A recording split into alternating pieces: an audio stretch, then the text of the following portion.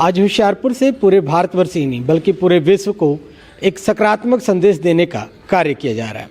कार्य सवेरा संस्था के द्वारा किया जा रहा है। और मैं उस तरफ चलूं कि सबसे पहले आपको बताऊं कि आज की दुनिया में जब लोग अपनों का साथ छोड़ देते हैं, जब भाई भाई से लड़ते नज़र आते हैं, बेटा बाप से लड़ता नज़र आता है और समाज अपने पड़ोस से लड़ता नज़र आता है, ऐसे समय में आज हमारे समाजसेवी संस्थाओं ने एक ऐसे व्यक्ति का संस्कार करने का जिम्मा अपने कंधों पर उठाया, शायद जिनसे इनका कोई रिश्ता ना रहा हो, परंतु मानवता का रिश्ता एक बड़ा रिश्ता रहा। और जिस संदेश को डॉक्टर अजय बग्गा लगातार आगे बढ़ाते नजर आ रहे हैं, महिलाओं के कर्तव्यों को लेकर, लड़कियों की जिम्मेवारियों को लेकर के, उससे बात करते हैं। डॉक्टर साहब, आज क्या कुछ कार्यक्रम रखा गया, थोड़ा सा पूरे। समाज भलाई विभाग द्वारा संचालित वृद्धा आश्रम में सहवासी मनजीत सिंह जी का आज सुबह देहांत हो गया। CDPO मैडम, जो कि इस समय एडिशनल चार्ज रख रहे हैं, रविंदर कौर जी ने हमारे साथ संपर्क किया कि इनके लिए शव वाहन भेज दें।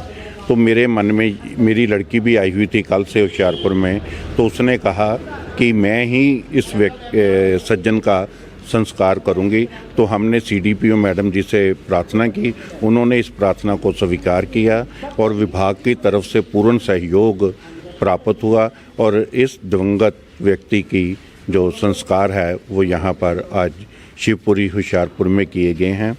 ये संदेश इसलिए है कि जब घर के अंदर किसी के कोई बच्चा नहीं होता या केवल लड़कियाँ होती हैं, तो लोग लड़कियों के से अंतिम क्रियाएं कराने की बजाय चाचा ताई के बेटे से करवाते हैं। तो मेरी बेटी को अधिकृत किया था कि जब कभी भी मेरी या मेरी पत्नी की मृत्यु होगी तो बड़ा बच्चा होने के नाते वह अंतिम संस्कार करेंगे। इसलिए ये आज मेरी बेटी आस्था बग्गा ने ही इनका संस्कार किया है विभाग के मुखी की उपस्थिति में। तो ये संदेश देना चाहते हैं कि लड़कियां जो हैं वो लड़कों से कम नहीं, सभी इस धार्मिक क्रियाओं में लड़कियों की भागीदारी जो है उसको बढ़ाने के उद्देश्य है। धन्यवाद। CDPO में मैं पहले अपने नाम के साथ और अपने आपके पास जो भी पदवी है उसके साथ ये बता दें कि ये व्यक्ति कब से आपके मार्गदर्शन में रह रहे थे।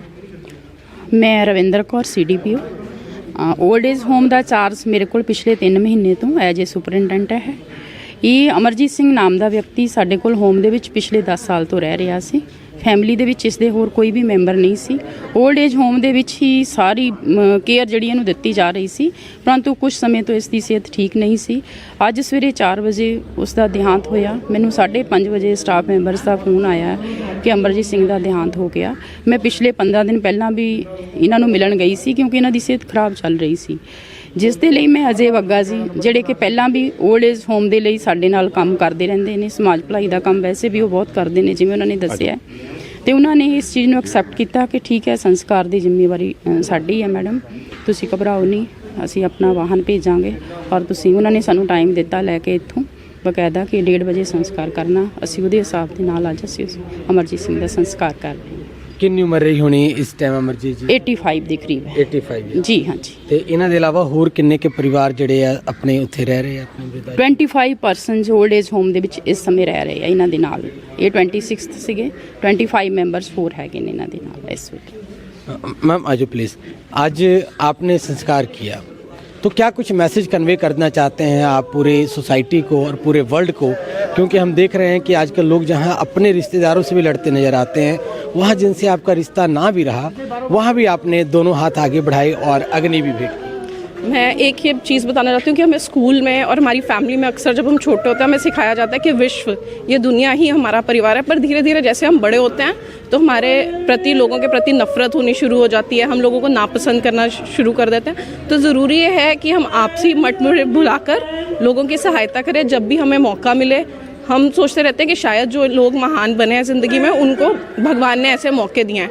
मौके हम सबके पास होते हैं, बस हमें रियलाइज़ करना है कि कब हम, हमारे पास जो वेल्थ है या जो हमारे पास चीज़ें हैं, रिसोर्सेज हैं, उससे हम किस तरह दूसरों की मदद कर सकें।